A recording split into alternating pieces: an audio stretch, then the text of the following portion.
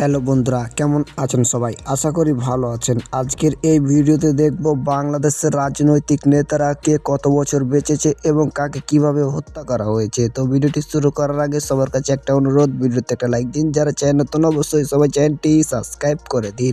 এইচ.কে. কামরুজ্জামান, বয়স 52, তাকে হত্যা করা হয়েছিল। সৈয়দ নজরুল ইসলাম, বয়স 50, হত্যা। রাষ্ট্রপতি জিয়াউর রহমান, বয়স 45, হত্যা। আবু সাদাত মোহাম্মদ সাহেম, 83 বছর, তিনি বয়স্ক হয়ে মৃত্যুবরণ করেন। বঙ্গবন্ধু শেখ মুজিবুর রহমান, 55 বছর, তাকে হত্যা করা হয়েছিল।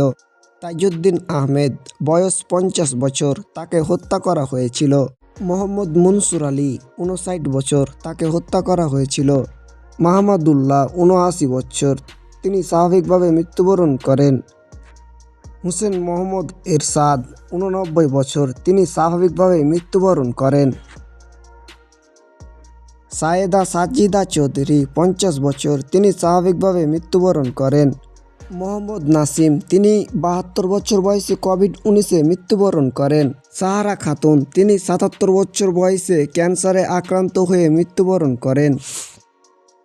এইচ.এম. কামরুজ্জামান, তিনি 52 বছর বয়সে তাকে হত্যা করা হয়। সৈয়দ নজরুল ইসলাম, বয়স 50, তাকেও হত্যা করা হয়। রাষ্ট্রপতি জিয়াউর রহমান, বয়স 45, তাকেও হত্যা করা হয়।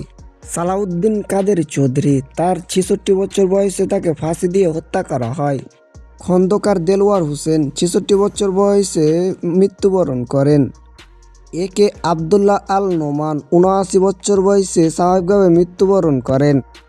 কে.এ. ওবায়দুল রহমান, তিনি 71 বছর বয়সে হার্ট অ্যাটাক করে মৃত্যুবরণ করেন। আব্দুল মান্নান ভূঁইয়া, তিনি 67 বছরে মৃত্যুবরণ করেন। ব্যারিস্টার জসিমউদ্দিন সরকার, তিনি 73 বছরে মৃত্যুবরণ করেন।